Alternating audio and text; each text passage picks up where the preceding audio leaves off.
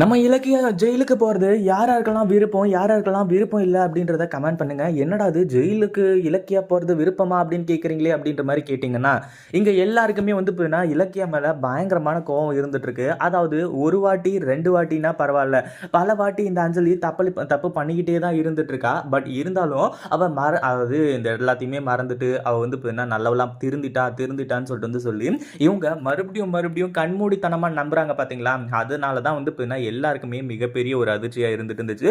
அதனால தான் கேட்டேன், நம்ம இலக்கியா வந்து இப்போ ஜெயிலுக்கு போறதுக்கு தயாரா இருந்துட்டு இருக்காங்க. ஏன்னா அஞ்சலி வந்து இப்போ மறுபடியும் கம்ப்ளைண்ட் கொடுத்துட்டா. அதாவது அஞ்சலி இவ்வளவு நாளா வந்து கொடுக்க மாட்டேன், கொடுக்க முடியாது அப்படின்னு சொல்லிட்டு எத்தனை பேர், அதாவது அந்த எஸ்எஸ்கே வந்து கழுத்தை பிடிச்சி நெரிச்சதுக்கு அப்புறமும் இலக்கியா தான் முக்கியம் அப்படின்ற மாதிரி வந்து சொல்லிட்டு இருந்ததுக்கான ரீசன் என்ன அப்படின்னு பாத்தீங்கன்னா ஒண்ணுமே இல்லை. அதாவது எப்படியாச்சும் வந்து இலக்கியா மூலியமா அந்த வீட்டுக்குள்ள நுழைஞ்சிடலாம் அப்படின்னு சொல்லிட்டு அவ அவ்வளோ பெரிய பிளான் போட்டுக்கிட்டு இருந்தா. ஆனா இப்போ என்னாச்சு அப்படின்னு பாத்தீங்கன்னா அந்த பிளான் எல்லாமே சுக்குநூறா போயிடுச்சு இல்லையா.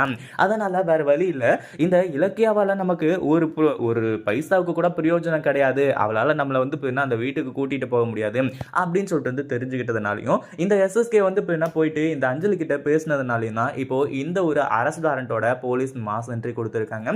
ஒரு பக்கம் இங்க பாருங்க கௌதம், நீங்க வந்து ஏதாச்சும் பிரச்சனை பண்ணணும்னு நினைச்சீங்கன்னு வைங்களேன், கண்டிப்பா இது கிரிட்டிக்கலா மாறிடும். அதே மாதிரி ஏற்கனவே இது வந்து கொலை கேஸ், அதாவது கொலையே பண்ணியிருந்தா கூட அதுக்கு தண்டனை கம்மி தான். ஆனா கொலை பண்ண முயற்சி பண்ணியிருக்காங்க இல்லையா, அதனால் நீங்கள் இங்கே எது பேசுகிறதா இருந்தாலும் நேராக வந்து போலீஸ் ஸ்டேஷனுக்கு வந்து பேசிக்கோங்க. வேறு ஆப்ஷனே வந்து உங்களுக்கு கிடையாது. நீங்கள் என்ன தான் பெயில் வாங்க போகிறேன், அது பண்ண போகிறேன், இது பண்ண போகிறேன் அப்படின்றதா இருந்தாலும் எதுவாக இருந்தாலும் சரி, நீங்கள் இப்போது எங்களோட டியூட்டியை செய்ய விட்டால் கரெக்டாக இருக்கும். ஏன்னா என் கையில் அரெஸ்ட் வாரண்ட் இருக்குது, இதை பார்த்ததுக்கப்புறமாச்சு நீங்கள் பிரச்சனை பண்ணாமல் விடுவீங்க அப்படின்னு சொல்லிட்டு நான் நினைக்கிறேன் அப்படின்ற மாதிரி சொல்லிடுறாங்க. இப்போது அரெஸ்ட் வாரண்ட் இருக்கிறதுனால இங்கே நம்ம கௌதமால எந்த ஒரு பெரிய பிரச்சனையும் பண்ண முடியாது.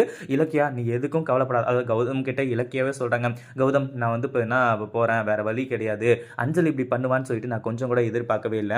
அஞ்சலி திருந்திட்டான்னு சொல்லிட்டு நம்ம ஒவ்வொரு முறையும் வந்து நினைக்கும் போது இல்லை நான் திருந்தலை அப்படின்னு சொல்லிட்டு அவன் உண்மையிலேயே வந்து இப்போ காட்டி கொடுக்கறது நமக்கு எல்லாருக்குமே நல்ல விஷயம் தான். ஏன்னா அஞ்சலி திருந்திட்டான்னு சொல்லிட்டு மறுபடியும் கூட்டிட்டு வந்து இந்த வீட்டு மொத்தத்தில் உட்கார வச்சிருந்தோம் அப்படின்னா மொத்தமாக முடிச்சுட்டு போயிருப்பாவ. அதனால வந்து நல்ல விஷயம் தான் அப்படின்ற மாதிரி சொல்றாங்க. ஒரு பக்கம் கௌதம் வந்துட்டு இலக்கியா நீ எதுக்கும் கவலைப்படாம போ, நான் வந்து உடனடியாக நம்ம லாயரோட வந்து அங்கே வந்து என்ட்ரி கொடுக்குறேன் அப்படின்ற மாதிரி வந்து சொல்லிடுறாங்க. ஒரு பக்கம் இலக்கியாவை கூட்டிட்டு போய் இப்போ லாக்அப்லாம் வந்து வச்சுறாங்க.